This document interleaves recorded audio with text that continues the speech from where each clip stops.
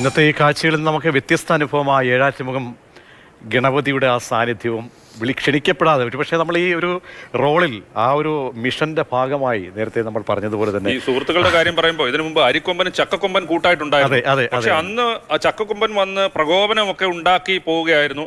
ഇടയ്ക്ക് അരിക്കൊമ്പനുമായിട്ടൊന്ന് ഇടയാനും ശ്രമിച്ചു. പക്ഷേ ഇത് അങ്ങനെയല്ല, ഒരു വ്യത്യസ്തമായ ഒരു അനുഭവം. അതായത് നമ്മൾ ഇത്രയും നാൾ ഒരുപാട് നമ്മൾ ഈ ആനക്കാഴ്ചകൾ അല്ലെ ആനയുമായിട്ട് ബന്ധപ്പെട്ട വാർത്തകളൊക്കെ വരുമ്പോഴും ഇന്നത്തെ ഈ ഒരു അനുഭവം ഒരു വല്ലാത്ത ഒരുപാട് സന്ദേശങ്ങൾ നൽകുന്നതാണ്. എന്തായാലും ഇപ്പോൾ നമുക്ക് ഏറ്റവും പുതിയതായി ലഭിക്കുന്നത് അഭയാരണ്യത്തിലേക്ക് എത്തിച്ചിരിക്കുകയാണ്. മാധ്യമങ്ങൾക്ക് തൽക്കാലം അകത്തേക്ക് പ്രവേശനമില്ല, കാരണം അവിടെ കുറച്ചുകൂടി സജ്ജീകരണങ്ങൾ സ്വൈര്യമായി ആനയ്ക്കുന്ന സ്വൈര്യത അസ്വസ്ഥത അതുകൂടി കൊടുക്കുക, അത് ചികിത്സയുടെ ഭാഗമായി തന്നെ എല്ലാ നടപടിക്രമങ്ങളിലേക്കും കടന്നിരിക്കുകയാണ് വനം വകുപ്പിൻ്റെ വെറ്റിനറി ടീം എന്നുള്ളതാണ്. ജീൻ ചേരുന്നുണ്ട്.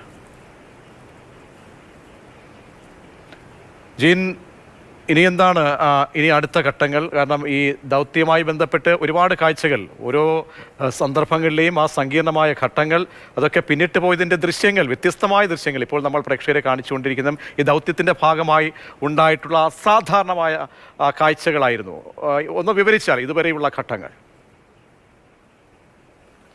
തീർച്ചയായിട്ടും രാവിലെ തന്നെ ഈ ദൗത്യം ആരംഭിച്ചത് മുതൽ തന്നെ നാടകീയമായിട്ടുള്ള രംഗങ്ങളാണ് നമ്മൾ കണ്ടത്. ഒരുപക്ഷെ മറ്റൊരിടത്തും കാണാത്ത രീതിയിൽ ഒരു സഹജീവി സ്നേഹത്തിന്റെ ഒരു ദൃശ്യം നമ്മൾ കണ്ടു. അതിനുശേഷമാണ് വളരെ ശ്രമകരമായിട്ടാണ് ഈ ആനയെ മയക്കുപിടി വെച്ച് വാഹനത്തിലേക്ക് കയറ്റിയത്. അതിനുശേഷം ഇപ്പോൾ ഈ അഭയാരണ്യത്തിലേക്ക് എത്തിച്ചിട്ടുണ്ട്. അഭയാരണ്യത്തിൽ നമുക്ക് കാണാം ഇതിന്റെ അകത്തു നിന്നുള്ള ദൃശ്യങ്ങളാണ്. അവിടെ ഇതിനപ്പുറമാണ് ഈ കൂടൊരുക്കിയിരിക്കുന്നത്. അങ്ങോട്ടേക്ക് മാധ്യമപ്രവർത്തകരെ കടത്തിവിട്ടിട്ടില്ല. മാധ്യമപ്രവർത്തകർ അവിടെയാണുള്ളത്. ഇപ്പോൾ ഏറ്റവും വലിയ അടുത്ത ഘട്ടം എന്ന് പറയുന്നത് ഈ ആനയെ കൂട്ടിലേക്ക് മാറ്റുക എന്നുള്ളതാണ്. ആ സമയത്ത് ആന പ്രകോപിതനാകുകയോ അല്ലെങ്കിൽ മയക്കം വിട്ട് ഉണരാനൊക്കെയുള്ള സാധ്യതയുണ്ട്. അതൊരു സുരക്ഷാ ഭീഷണിയാണ്. അതുകൊണ്ടാണ് മാധ്യമപ്രവർത്തകരടക്കം അങ്ങോട്ടേക്ക് കടത്തിവിടാത്തത്. അതോടൊപ്പം തന്നെ അഭയാരണ്യത്തിൽ എത്തിയ സന്ദർശകരുമുണ്ട്. അവരെയും അങ്ങോട്ടേക്ക് കടത്തിവിട്ടിട്ടില്ല. അവിടെ വേലി കെട്ടി തടഞ്ഞിരിക്കുകയാണ്. ഒരുപക്ഷെ കുറച്ച് കഴിയുമ്പോൾ കൂട്ടിലേക്കൊക്കെ മാറ്റിയതിനു ശേഷം മാധ്യമപ്രവർത്തകരെ അങ്ങോട്ടേക്ക് വിടാൻ സാധ്യതയുണ്ട്. ഏറ്റവും പ്രധാനപ്പെട്ടത് സുരക്ഷയുമായി ബന്ധപ്പെട്ട പ്രശ്നമാണ്. ഇപ്പോൾ ഒരു ദീർഘയാത്ര കഴിഞ്ഞിട്ട് 2 മണിക്കൂറോളേറെയായി യാത്ര ചെയ്ത് അല്ലെങ്കിൽ അത്രത്തോളമായി മയക്കുപിടി വെച്ചിട്ട്, അപ്പോൾ സ്വാഭാവികമായും ഇനി അടുത്ത ഡോസ് കൊടുത്തില്ലെങ്കിൽ ഒരു പക്ഷേ മയക്കം വിട്ട് ഉണരാനൊക്കെയുള്ള സാധ്യതയുണ്ട്. അപ്പോൾ അതുകൂടി മുന്നിൽ കണ്ടുകൊണ്ടാണ് വനം വകുപ്പിന്റെ ഇത്തരമൊരു നിയന്ത്രണം ഏർപ്പെടുത്തിയിരിക്കുന്നത്. അതോടൊപ്പം തന്നെ ഇനിയിപ്പോൾ കൂട്ടിലേക്ക് മാറ്റിയതിനു ശേഷം തുടർ ചികിത്സ നൽകേണ്ട ഒരു ചുമതല കൂടിയുണ്ട്.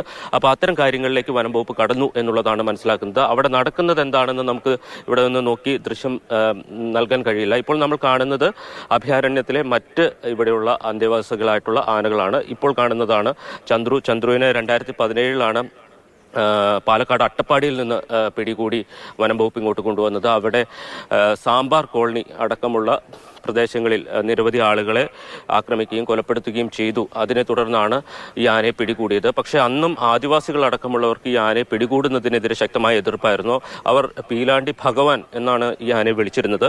അതിനുശേഷം കോടനാടേക്ക് ഈ ആനയെ കൊണ്ടുവന്നതിന് ശേഷം 6 മാസത്തിന് ശേഷം സാമ്പാർ കോളനിയിലെ ആദിവാസികൾ ഒരു ബസ്സിൽ കയറി ഒരു ബസ് പിടിച്ച് ഇവിടെ എത്തിക്കുകയും ഈ ആനയ്ക്ക് സമ്മാനങ്ങൾ, പഴങ്ങളും മറ്റും എത്തിച്ച് നൽകുകയും ഒക്കെ ചെയ്തിരുന്നു. അവരിവിടെ വന്ന് പ്രാർത്ഥിക്കുകയാണ് ചെയ്തത്.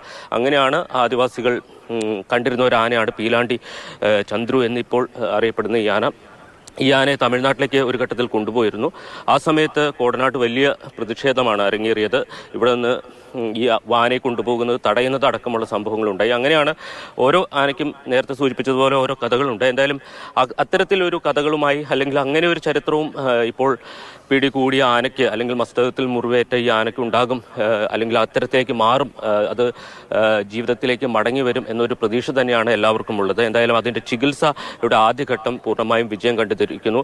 ഒരു വലിയ മുറിവാണ്. വലിയ മുറിവ് എന്ന് പറഞ്ഞാൽ ഒരു 5 ഇഞ്ച് 6 ഇഞ്ച് വ്യാസമുള്ള ഒരു പൈപ്പിൻ്റെ അത്രയും വലുപ്പമുള്ള ആഴത്തിലുള്ള മുറിവാണ്. തീർച്ചയായിട്ടും കൂടുതൽ വിദഗ്ധ ചികിത്സ തന്നെ അതിന് വേണ്ടിവരും. അതിനാവശ്യമെങ്കിൽ വിദഗ്ധ സംഘത്തെ നിയോഗിക്കാം. ചികിത്സാ ഘട്ടത്തിലേക്ക് ഇപ്പോൾ കടന്നിരിക്കുകയാണ്. അങ്ങനെ